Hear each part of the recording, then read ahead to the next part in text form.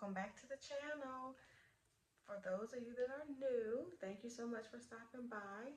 This is a channel where we as moms, we talk about different issues, different topics that relate to us as mothers, and we look at it from a perspective of helping each other, from a perspective of learning new things or new ways to approach old things, perhaps. So welcome. We hope you enjoy your time with us. For those of you that are regulars and you've already been here and you kind of know how we roll, thank you too for coming back. Today, we're going to talk about the topic of screen time and how that can somewhat be a stressful thing for moms. The reason why I say that is, we're on this journey to enjoy, to navigate this thing called motherhood. And what I'm finding is that a lot of the things that we stress about are the things that steal the joy. Those are things that make us frazzled, that make us, I don't know, just unhappy sometimes, not knowing whether we're going or we're coming. So up here, we like to explore different ideas of things that can take some of that stress away. So for a lot of us, screen time can be stressful because who wants to just sit their kid in a corner with a tablet or an iPad? Who wants to just sit their kid in front of the TV for hours and hours? Most of us would say not us. That's really not what we want to do. So I want to give you three things to just think about when it comes to that. One, think about screen time and how you can use it as a positive, right? When I say positive, all these are going to be positives, but educationally. Think about how you can make screen time beneficial for your child on an educational or cognitive level. And what I mean by that, for example, when my oldest was little, we were all about ABC Mouse, but ABC Mouse was on hers. Now, don't even get me started on what some of the apps may be today, but websites, apps that actually teach your child. That could give you some mom guilt free. That'd be mom guilt free because not only is your child enjoying their tablet or their screen time, but they're also learning, right? They even have things now where you can practice handwriting. If you have like the stylus, your child can practice writing letters. They can practice reading. They have apps that will actually read books to your child. They can follow along. They can sound out the phonics part of it. So that's what I want to say about that. If we change our perspective, change how we look at screen time, make it more productive, right? Make it more of a positive, then I think that'll make us feel better about using that time if we need it, right? So just think about that. What are some things that your child can do on their device that are positive, that's going to help them, depending on their age, like I said, their grade level, or as far as academics. But you think about your child or children, where they are and what they need, and then you allow them to do that during that screen time. It could even be a movie, but it could be a movie or a cartoon, or something animated, but something that is teaching them lessons, something that's teaching them about maybe science or exploration, things of that nature. So think about it like that, mom. So that's tip number one. Think about screen time as being educational or as being beneficial to you and your child, right? Second, think about setting some type of boundaries or time restraints. Because I think, again, that's another reason why so many moms are stressed out, because we associate screen time with being wasted time and we're not parenting, and it's just time going by and they're just sitting there for hours and hours.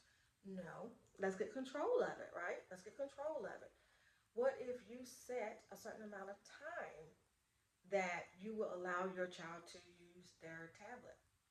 I know now I'm not the tech person in my household, my husband is, but he has found some way. It's probably easy. I'm just like not into tech stuff that much, but he found this I don't know if it's an app or anything, or if it's on the Apple. It's an Apple device. I don't know if it's on the Apple, but they have to, and when they're playing games and different things, for one, they go off at a certain time.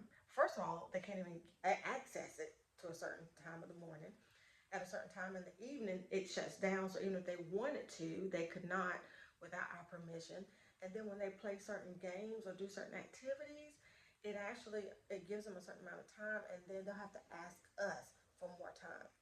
And see, that gives us the opportunity to be like, no, you've been up there enough, or no, you need to read an actual book now, or no, you need to come on and let's have some family time, or whatever. Or, you know what?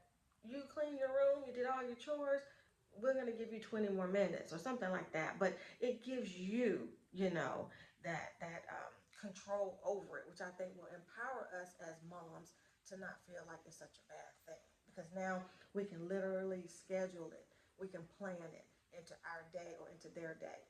So that's number two, setting some type of boundaries or time limits that will help you feel like you are in control. And this is just not something that they're just aimlessly walking around and sitting around and laying around using all day. Okay. And the third little tip as far as screen time that I want to throw out at you and let you kind of think about, and it's almost like a 2A or part 2 to A to 2, but using that time around your needs and wants, scheduling it. So, for example, if I find that, I don't know, let's say I only have two, let's say I have three kids, and with the way our vehicle is set up, all three of them are sitting beside each other in the car, and they are annoying each other. And they fuss and they fight the whole time they're in the car. That might be a time that would be beneficial to me that I could schedule in screen time for that day when we're out running errands. Now they can use their screen time while we're in the car. Just an example. Everybody's different. Think about you and your day-to-day activities, and when it might be a good time that it could benefit you to let them use their screen time during that particular time. If they are in the back and they are entertained or they are engaged in whatever type of educational activity or whatever it is, then that would give me time that I could be listening to a podcast. I could be just having some, I don't know, some mommy time in my head, some mental mommy time while we're driving, enjoying some classical music, or I like spa music when I'm trying to relax. But the point is, you could be using that time to do something for you. Let's flip it. What if during the day and transitioning, can't talk. They're transitioning from maybe playtime to now you're about to prepare their lunch. And you need something for them to do in between, because normally they aggravate each other and they come in there aggravating you while you're trying to prep all the lunches. That might be a time that they can have that little 30 minutes or whatever. They can have a little screen time while you can calmly prepare the meal. So think about it like that. Or, whatever it is, think about your day, think about your children's routine, and think about a time that it could be a win-win for all of you.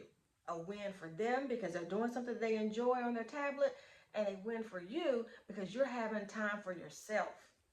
Or even if you're doing something for them and it's not time for yourself, maybe you can do whatever you're doing peacefully. Okay. So that is it. So the third one is finding a way to make it a win-win that their scheduled time fits into a time that can also benefit you. Okay. These are the types of things I truly believe are going to help us either achieve and or maintain, our joy in motherhood. And I use joy, on purpose, because when you think about happiness, when I think about happiness, I think about something happening or something being maybe temporary or something being for the moment. I'm happy today, or I'm happy right now, but in 2 hours I'm gonna be really tired. I'm actually tired now, but whatever. Um, so I don't want that. That's why I say joy, because to me, joy is like an underlying sense of peace and contentment and satisfaction. All right. And that's where I want us to be as moms. I want to, yes, some days are going to be hard. Some days are going to be long, you know. Some days we're going to be just stressed to the max, but that's not going to be every day, right? Right? It's not going to be every day. So even on those hard days, we want that joy that we have, that inner peace and happiness with the beauty of motherhood. We want that to be what keeps us going. And so these kinds of tips that I'm sharing can hopefully help you to achieve that. Okay.